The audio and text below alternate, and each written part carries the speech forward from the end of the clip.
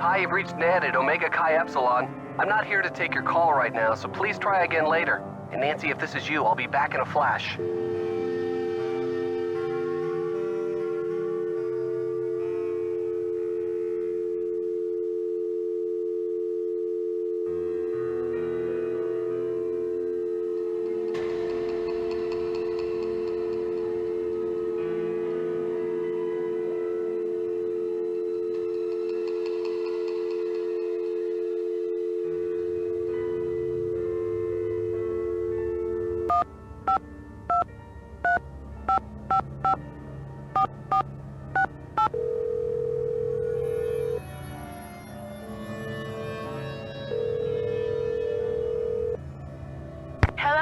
It's me again.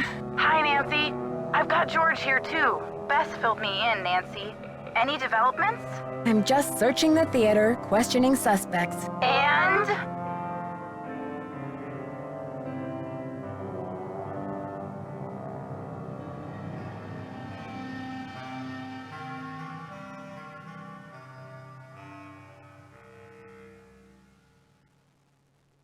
I asked Joseph where he would go after the theater is demolished, and he said he was moving to Arizona to start a movie theater with his brother. A fresh start. Good for him.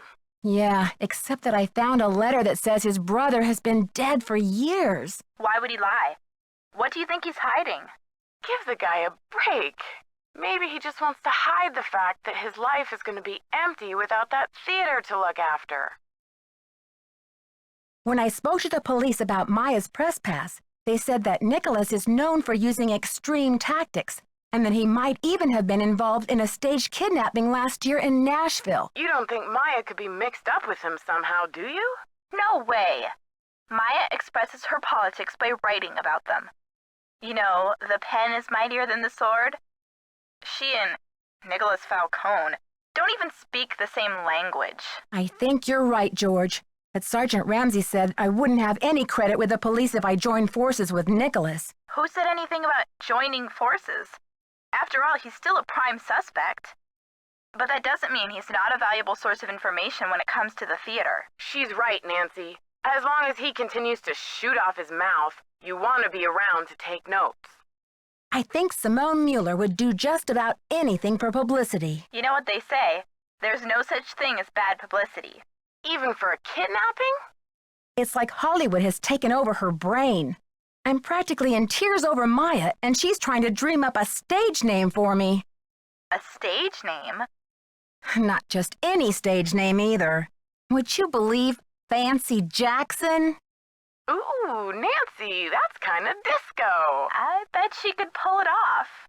This is serious, you guys. Do you really think she would kidnap Maya just so Brady could pretend to save her? In her line of work, Nancy, anything's possible. Brady said Simone wants him to appear wholesomely smoldering to his public. What in the world do you think that means? Well, wholesome makes me think of apple pie. And to smolder, according to my trusty dictionary, is to burn slowly from the inside, without flame. So, he's a sweetie pie on the outside, but too hot to touch. Oh. Did you have to bring this up with Bess here, Nancy? It seems like the two things don't go together. One is safe, the other is dangerous. Interesting. Maybe that's Brady's whole dilemma. He doesn't know whether he's a good guy or a bad guy. Which is exactly why he can't be trusted. I met Nicholas Falcone, the leader of Hadit. His organization is camped out in front of the theater, demonstrating against the demolition. What's the deal with had it? Nicholas says he's sworn to slay the dragon of corporate generica. All in favor of men who slay dragons. Say aye. Honestly, Bess, what are we going to do with you? Nancy, what in the world is generica? I think it's a term for what this country would be like if suddenly it all looked the same. Oh, you mean if it became generic? Like a bar of soap that's just called soap. Right. Hadit believes that protecting historical buildings is key to preserving our national character. That sounds noble. Yeah, except he practically jumped for joy when I told him the kidnapper's motive is to save the theater. Uh-oh. Sounds like you better keep an eye on him, Nancy. Nicholas told me that his grandmother did a lot of the artwork inside the theater, but that J.J. Thompson, the original owner, never paid her or even gave her credit for it. That's terrible.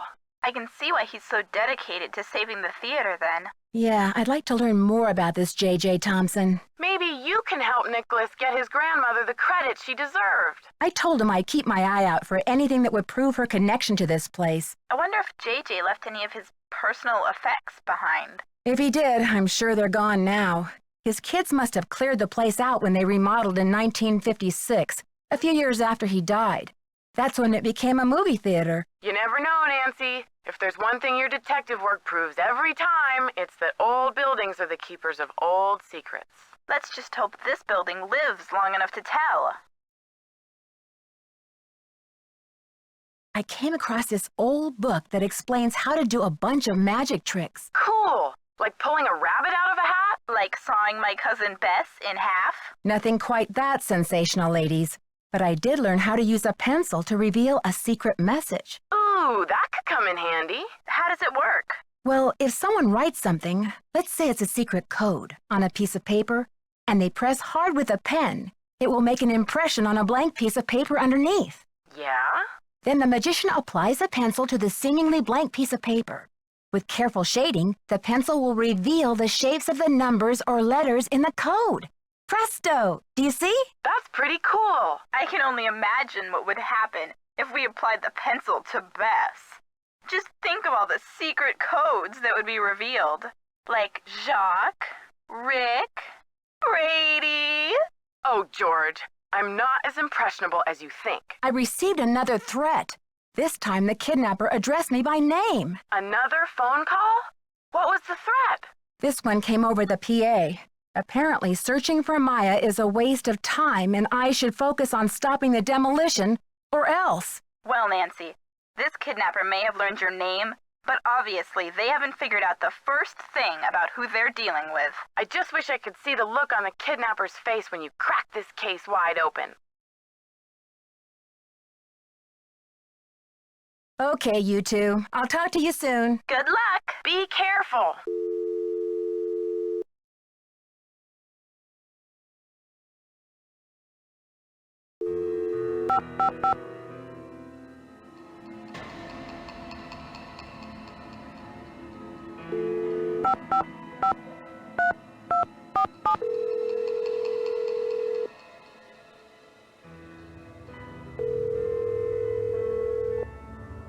We're sorry. Your call.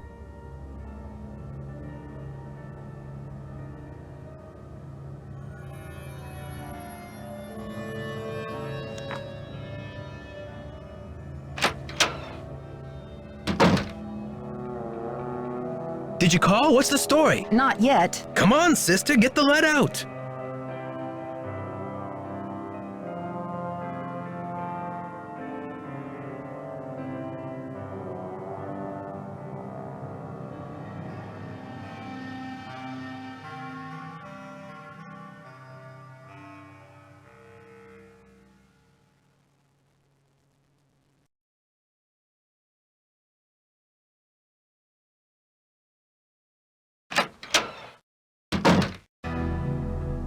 Hi, Nancy. What happened?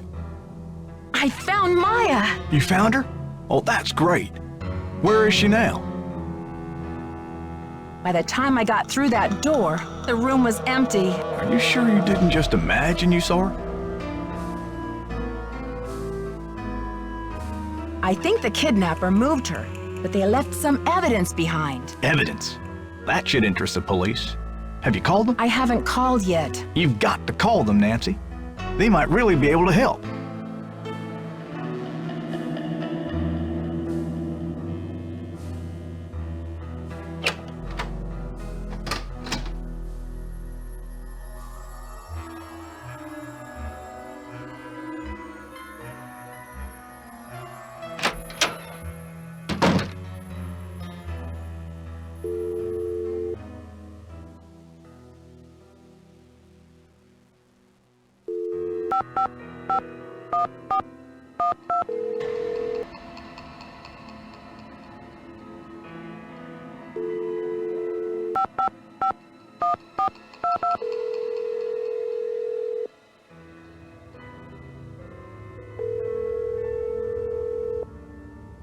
St. Louis Police Department.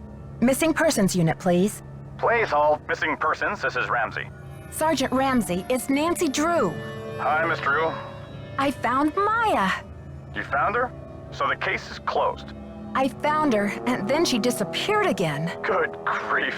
This girl's a regular Houdini. All right. What have you got for me? I found a secret room under the stage. I saw Maya through a peephole, but by the time I got into the room, she was gone. The kidnapper must have moved her. A peephole, huh? Are you sure you saw her? Sir, there's evidence. Pizza boxes and one of Maya's shoes. I left everything where it was so you could see for yourself. So you think the kidnapper's been using this secret room as a base camp? Well, this is very interesting, Miss Drew. It sounds like you've been conducting quite a search. Now will you please send someone over to investigate? Yep. Just bear with me while I try to find an available car. Help is on the way, Miss Drew. Great. Bye.